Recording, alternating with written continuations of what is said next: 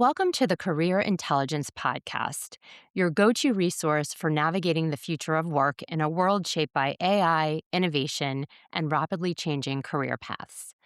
I'm Meredith Dinitz, and today we're diving into a topic that comes up constantly in conversations with the mid career professionals I work with. A lot of people are asking some version of the same question: why am I not getting traction? What are companies actually looking for? And what happens behind the scenes in hiring decisions that candidates never really get to see? The reality is that most professionals experience hiring from the outside. They submit resumes, prepare for interviews, and try to present their experience in the strongest way possible. But they never get the visibility in how organizations are actually evaluating candidates and making decisions internally. I'm joined today by Melissa Cluver, a senior talent business partner at Kimberly-Clark, who partners closely with senior managers on talent strategy, leadership development, and organizational design. Melissa brings a global perspective shaped by experience across South Africa, Bahrain, and the United States. And she's currently completing her professional coaching certification with a deep passion for executive coaching and inclusive leadership. In today's conversation, we'll talk about what organizations are really looking for beyond skills and experience, the patterns that show up when strong candidates don't move forward, and some of the biggest misconceptions professionals have about how hiring decisions actually get made.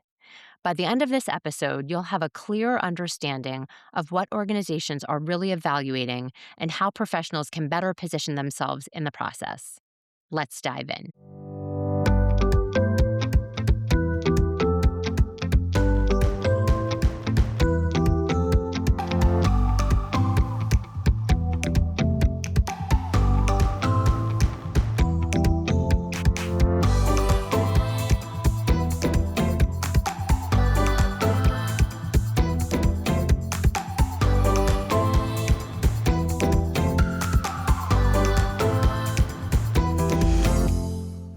Hi, Melissa. Thank you so much for being here today. I am really excited for this conversation.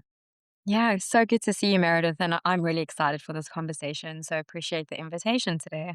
Yes. So, for listeners who may not be really familiar with your role, can you share a little bit about what you do day to day and the kinds of talent conversations you're typically a part of? Yes, of course. So I am in a strategic HR position within a CPG organization called Kimberly-Clark. And I've been with the company for 10 years this year. And overall, what I would say is I'm very involved with leaders when it comes to their talent strategy, organizational development, organizational design, and all of that is really underpinned by having the right talent in role. So I partner very closely with our stakeholders to make sure that where we are planning for critical roles, we've got a robust pipeline in the works to make sure we have those individuals with the critical skills and experiences we're looking for. And then also when we have any positions that we're hiring for that are currently vacant, I would also partner with them and help make sure that they're either bringing in the right external talent, where we want to bring in just a different type of skill set that may not exist inside, or if we have talent inside, I would help them as part of the talent acquisition process to select the right candidate in role. Wonderful. Well, congratulations on the 10 years. That's super Yeah. exciting. And one of the reasons I was really excited to have you on is because, you sit in conversations that most candidates never get to see. I'm curious from your perspective, when organizations are evaluating candidates, especially at mid career or early director level, what are they really paying attention to beyond skills or experience? So, what I would say is skills and experience would help you get into the interview. But once you're in the interview, it's really about how you're selling yourself. And one of the things, at least from my perspective of what I see quite often, is cultural fit, both within the organization's culture and also within the teams that the individual will be supporting is one of the first things. And if I'm interviewing someone, I can almost pick that up, I would say, within the first 5 to 10 minutes of the conversation. Behavioral attributes is also a very important thing, which is underpinned as part of the culture. So I would also look for things like if a candidate is giving examples around how they've been able to influence different stakeholders in the organization, depending on the level of the role they're applying for, and influencing without authority is a big one.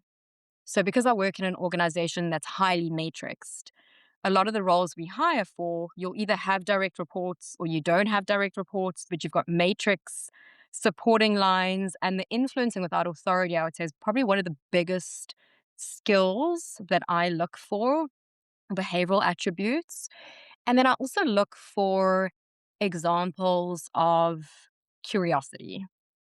For me, that's a very important one. So it's about the candidate also asking the right questions. Yeah, I love that. When you talk about the right cultural fit, I know you said within the first few minutes, what are some signs that you look for immediately or that you can just tell, yes, they could be great here? In the company that I work for, it's very much about relationships. You get everything done through the networks and through the relationships that you have. Communication skills and the way that someone talks and sells their self and how confident they also come across, I can pick that up very quickly within the interview. What I also like is when a candidate comes into the interview and is very conversational, a little bit of small talk, which I actually appreciate, even if it's about the weather. So, for example, I had an interview last week, and the person that arrived in the interview was specifically talking about, oh, it just started snowing outside and she was excited about it. And that opened up a little bit of more personal conversation for us to start talking about the weather. And I was just recently in her city. And I think that conversation was really great. And then also, when someone has, for example, a specific book or a picture of their family in the background, sometimes I appreciate that because I can also ask questions a little bit about, oh, do you have a family? And you get to know the candidate a bit more. So within our company, I'm really looking at someone who's able to fit in with that relational position. And that for me is a big sign of someone who's able to fit in from a cultural aspect within the organization. I love that. And I completely agree. I try to always encourage when I'm talking with my clients to do their research on who they're meeting because even one commonality, did you go to the same school? Did you live in the same city, state, whatever? It can make Yes. all the difference. So, yeah. Yeah, for sure.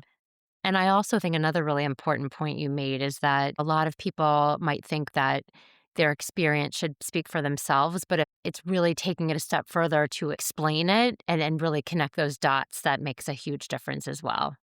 Definitely. I think we're always looking for a common ground.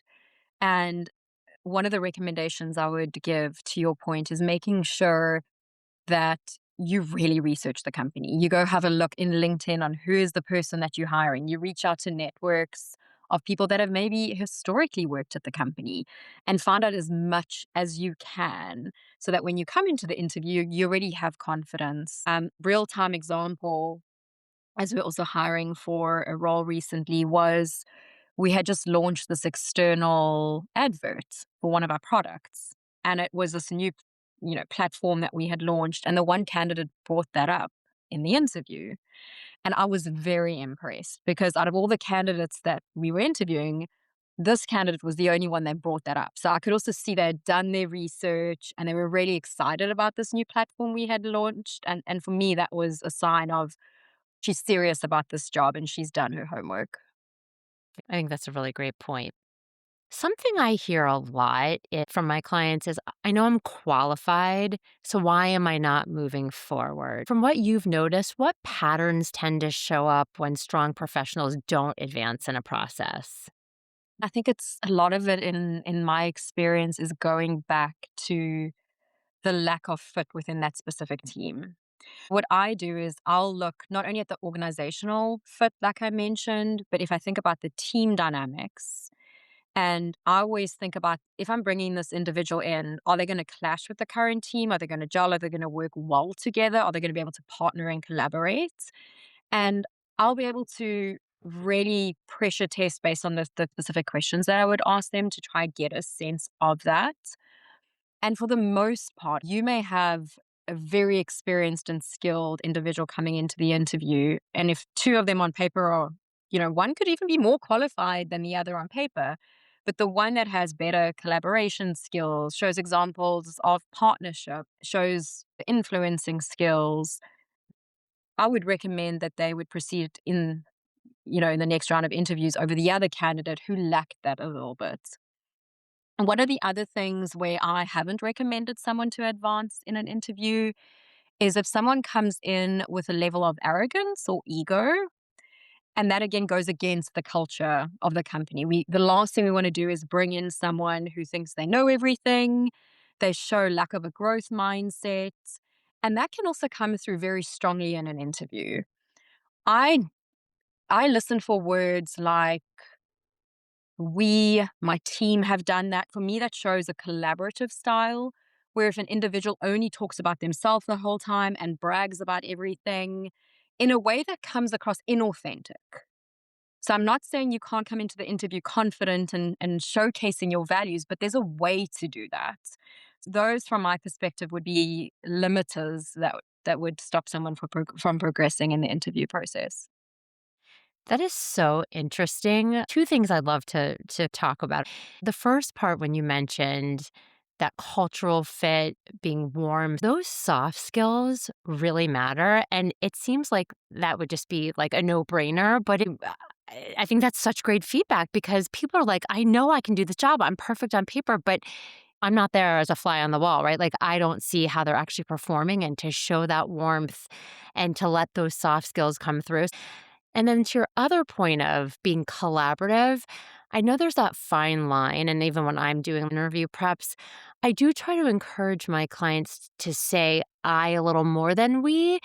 But I think it's a really interesting point because you want to show people you're meeting with that you know how to do it, but that you can also be that team player. What are your thoughts on that? Yeah, I think that's such a call out, Meredith. And what I would say is it's probably about the balance of it. If I hear someone who only says I, and never we or my team, or I worked through my team to achieve this, that for me would be more of a concern. So yes, I agree. If you're only saying we and my team and then nothing feels like they had the ownership, that would also be a problem. I would recommend a balance of both examples, using I and using we. So that's a great call out. Maybe it's initially starting a little bit of the I to show that you know how to do it, you've done it, but then making sure you bring in the team, we, cross collaboration where appropriate. That is Correct. really great advice. And one other point just to raise, as we are looking at roles, so when you're mid career and moving into more senior leadership roles, we understand from a skill set point of view, you've already got that. Right. But what we're looking at, it's to your previous point around the behaviors that are most important. And quite often we would advance people that might not necessarily be the most experienced, but because they've previously failed and they've given examples of failures and how they've learned from it, for me, it's the learning agility that sticks out. And I would advance someone who has learning agility who might not have as many experiences as another candidate. So that's another one that's really important, is that as I ask questions in interviews, for the candidates to really show me some examples of where they've failed and how did they go about that? Did they learn something from that? Because if they didn't, then for me, that's also a red flag. That is so important and such great advice because people, I think, are so afraid to show failures, but you have to. I mean, I'm curious. So, in your, what from what you've seen, what do professionals most often misunderstand about how hiring decisions are actually made? So I would start with even the beginning of the process. I know there's a lot of misconceptions about even how the resume is viewed in organizations. Now, I know every organization would be different, so I'm talking about my specific organization where we have a talent acquisition team that reviews every resume. So there's no bot sitting behind the scenes that reviews the resume and then sends you an automated response, but we've got humans behind the scene that is reviewing this. So I think that's just one thing that I did want to also call out. And then in terms of what else happens behind the scenes, I think a lot of the times it could also be that leaders are, because we work in such a matrix organization, there's a lot of different perspectives of leaders that will come in.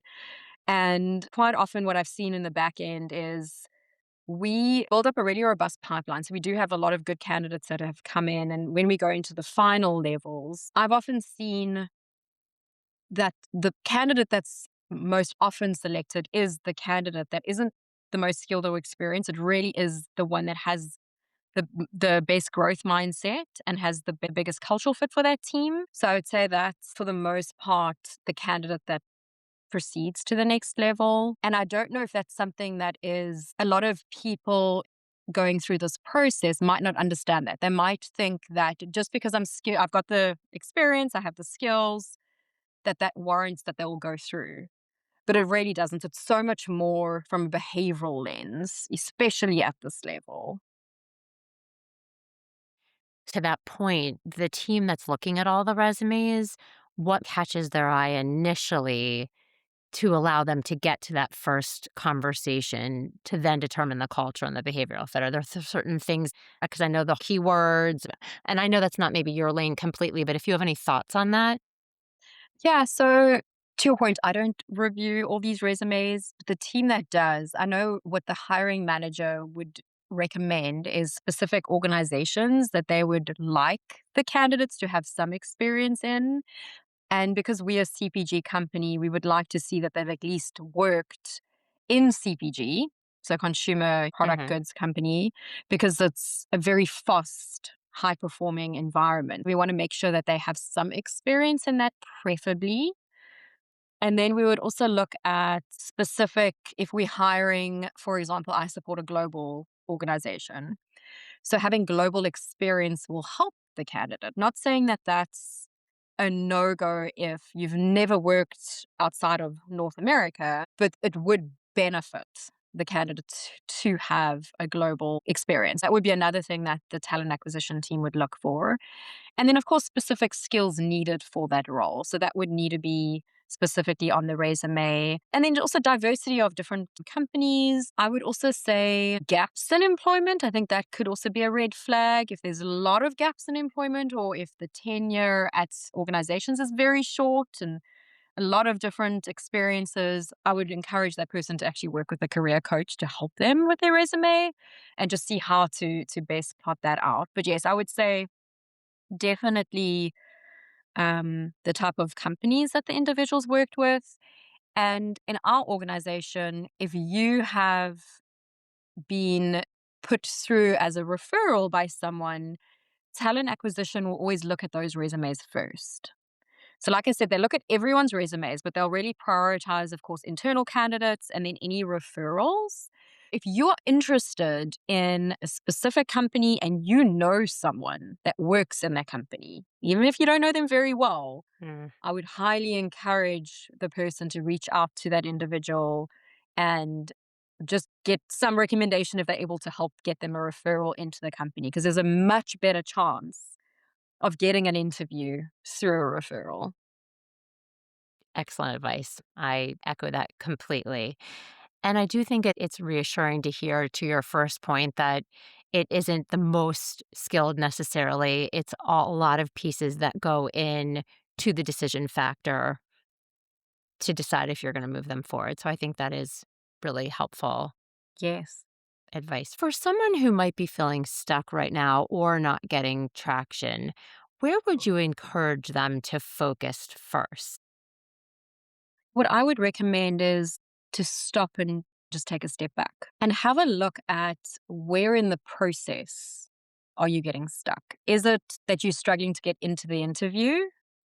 because for me, that means that your resume isn't set up accurately, or maybe you're applying for jobs in the wrong organization. I would recommend that you go back and review your resume with a career coach or with a resume writer, someone that has experience in that. If you're getting stuck with not progressing as part of the interview process, I would also ask the person to reflect on what feedback did the organization give them on why they haven't been successful. And I think it's okay also for individuals or candidates to reach out to the organization to get feedback, because then you can also learn from that.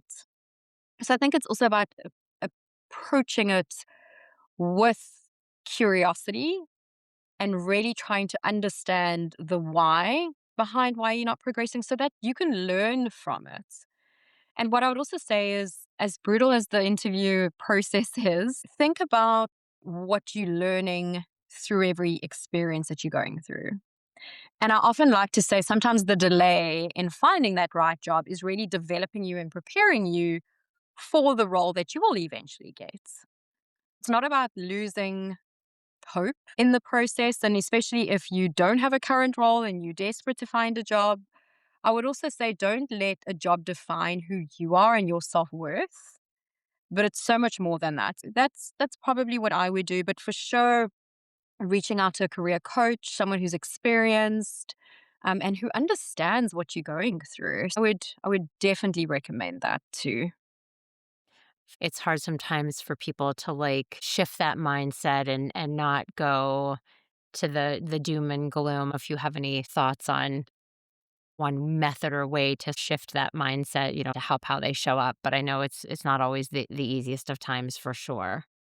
I think it's very challenging, and I can speak from, my own experience with my husband, who was unemployed for a couple of months, and the interview process was very difficult for him. I know he always felt deflated when he didn't get the job or he didn't get the interview, because he found that there was like a personal attack on who he was. And the one thing that really helped him was just having a strong support system around you to keep encouraging you. And what I will share in his situation is we were so grateful that there were doors that were closed, because they were the wrong doors. And if he had just accepted any job just to do something, it would have been the wrong fit. It wouldn't have been a successful job, and he wouldn't have been happy. Going through that whole process also helped him build networks. So what was interesting is, with the one role that he applied for, he was actually too overqualified for it. But there was another position that that individual had within their network. And when that came available, they actually contacted my husband and said, I know you applied for this job about a month ago, but would you be interested, or could I put you in contact with this other company? Even by applying for roles and not getting them, you've created, in a sense, a network, because maybe you are too overqualified for a position. And through that network, something else could open up. I think it's difficult, of course, to feel like you're not progressing, but always take a step back, reflect on what you're learning, and just try have some grace with yourself through this process.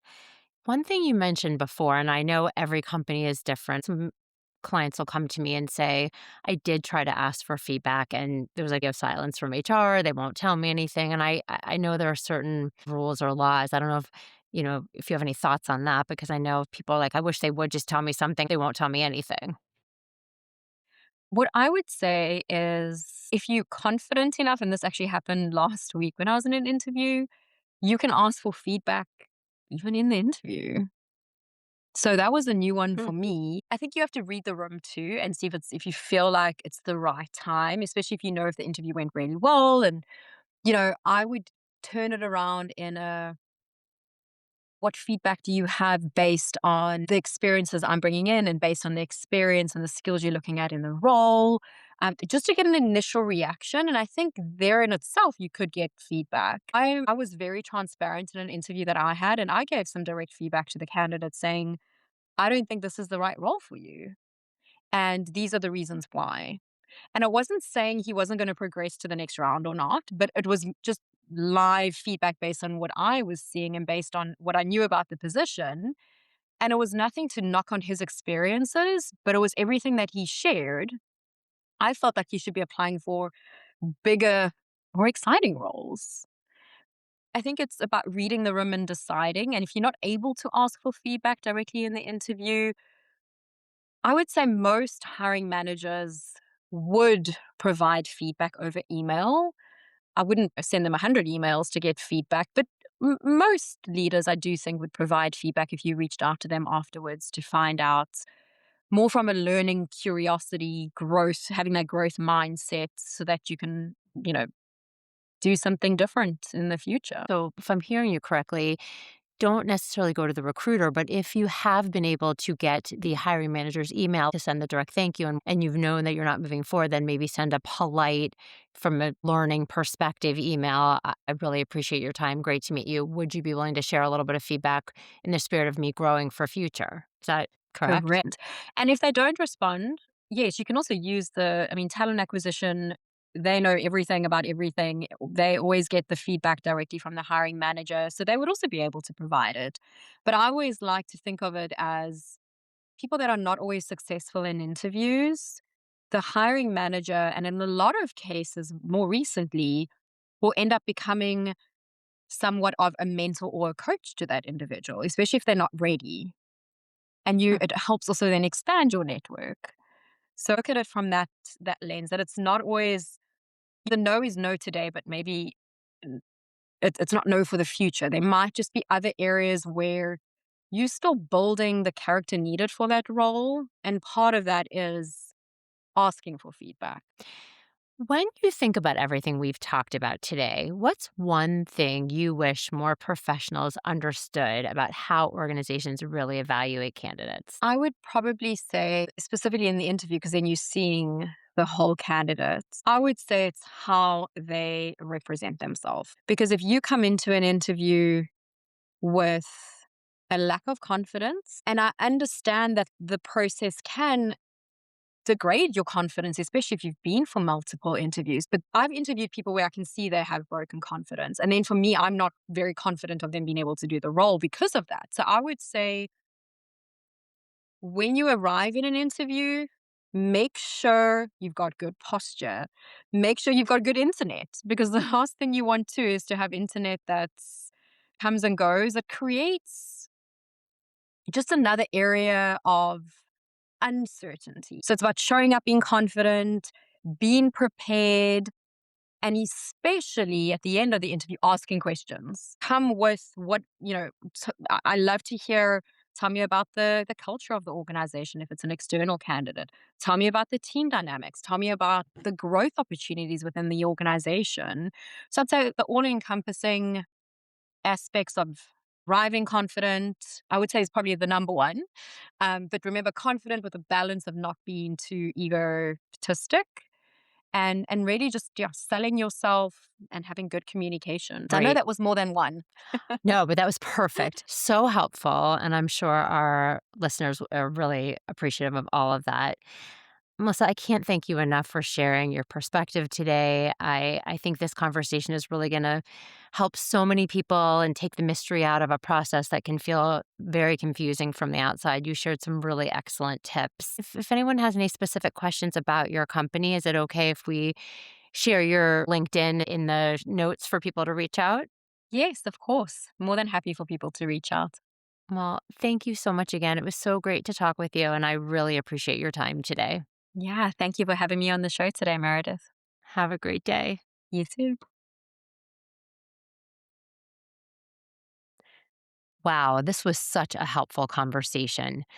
One of the things I really appreciate about Melissa's perspective is that it helps pull back the curtain on how organizations actually think about hiring and talent decisions.